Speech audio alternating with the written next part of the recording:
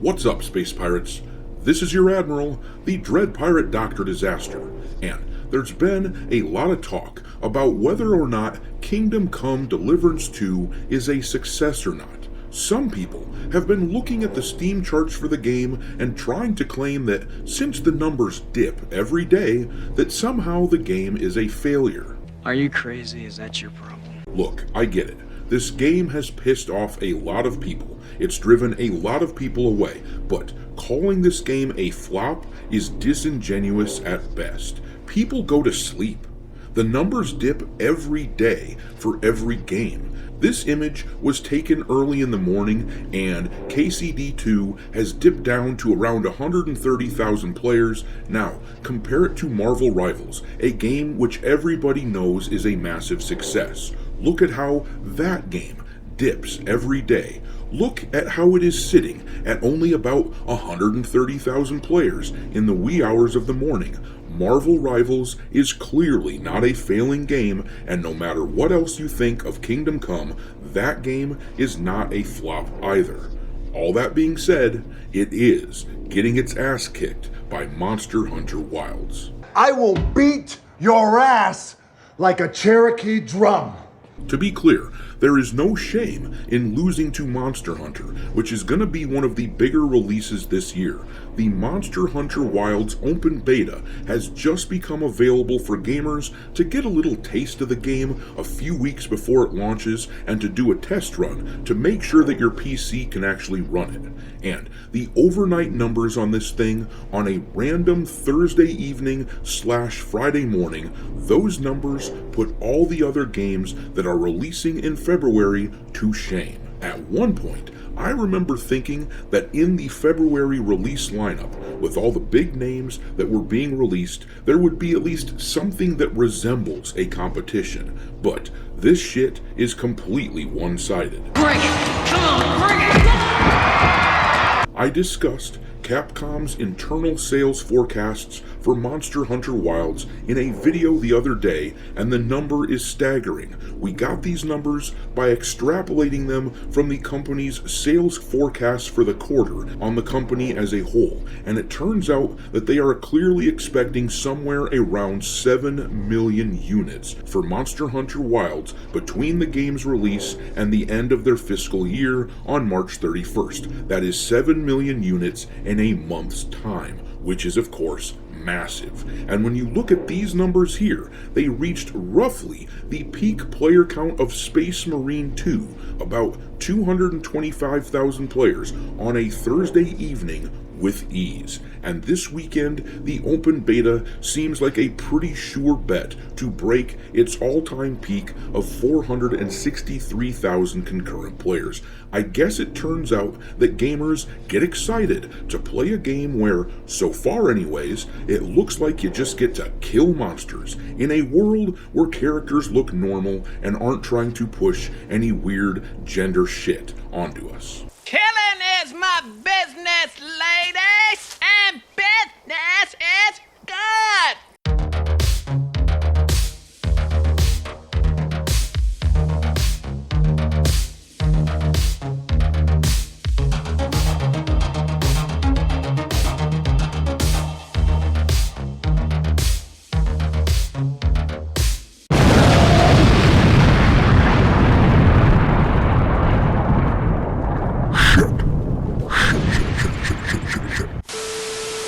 Alright, me hearties, make sure you hit the like button on this video in order to help me fend off the evil algorithm monster, and subscribe to the channel if you haven't already, and also, don't forget to follow me over on X, where my handle is Dr. Disaster 1. But anyhow, the numbers for the Monster Hunter Wilds open beta so far are pretty mind-blowing. So far, they are exceeding the extremely impressive numbers that we saw the last time they held their open beta, which is saying a hell of a lot. If you recall, Monster Hunter launched their first open beta back on Halloween, the same day that Dragon Age the Veilguard launched, and it was funny to watch Wilds absolutely embarrass that game.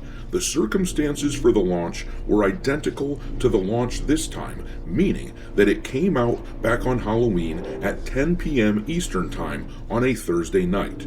Overnight on a Thursday isn't exactly peak gaming hours, but still, as you can see from the chart here, the game managed to hit 27,000 players on Halloween before hitting its all-time peak the following day on Friday, November 1st, because of course the weekend is the peak for gaming hours. They jumped up from 27,000 players to 463,000 players the next day.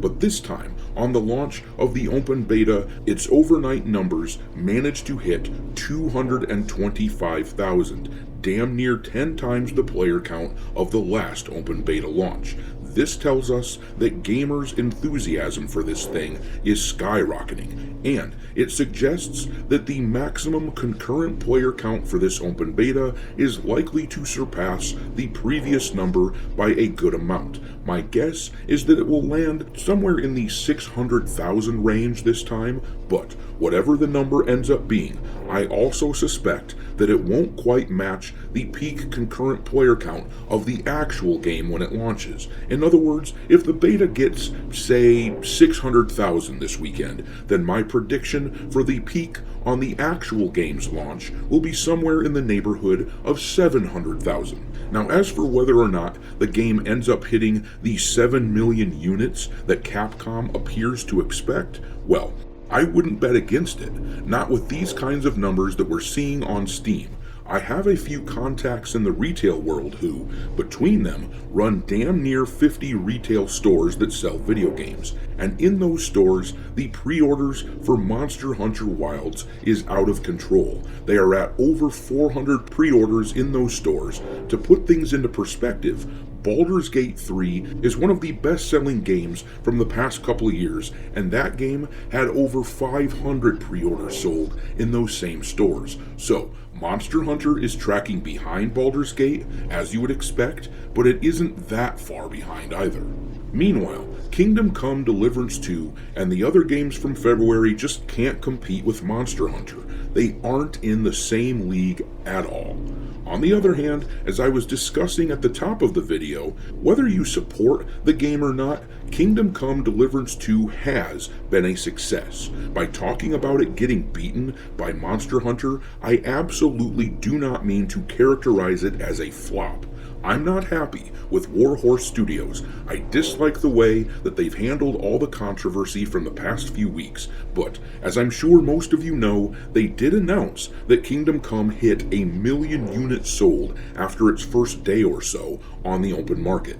And if you look at the budget for that game, which is expected to be somewhere around $50 million, even if you factor in something extra for marketing, which is going to be expensive considering all the commercial spots that I've seen for it lately, but factoring that in, at worst, they likely spent somewhere in the ballpark of $70 million on this game in total. With 1 million units sold, with the lowest retail price being $70 per unit, that is $70 million at a minimum right there. Of course, the studio doesn't get the full 100% of sales dollars for the units they sold. Steam, the PlayStation Store, Xbox, all the retail stores, all of them have to take some kind of a cut, otherwise they wouldn't bother selling the product. The general rule of thumb is that these platforms take around a 25% cut. This means that Warhorse has raked in over $52 million so far. Worst case scenario has them only another 500,000 units or so away from being profitable. Chances are they aren't too far off from profitable already. So, for everyone cheering against this game, I get it. But the facts are simply the facts. Warhorse is definitely going to turn a profit on this game. There's simply no way around that. Not that I really want to get into a discussion on Kingdom Come in this video, but I did want to compare it to Monster Hunter so I could demonstrate how massive Wilds is. But I don't want people to think that I'm in that camp where I'm claiming that Kingdom Come is some kind of a flop. The big takeaway here, though, is that the numbers that we're seeing here demonstrate how Monster Hunter is in a completely different class. But I'm going to leave it there. What do you think the max concurrent player count for the Monster Hunter Open Beta will end up being this weekend? Drop your prediction into the comment section below, and we will talk there. Thanks for watching, me hearties. If you haven't already, your Admiral is inviting you to subscribe to the channel and become a part of the crew. Life as a space pirate may not be glamorous, but there's always plenty of booty.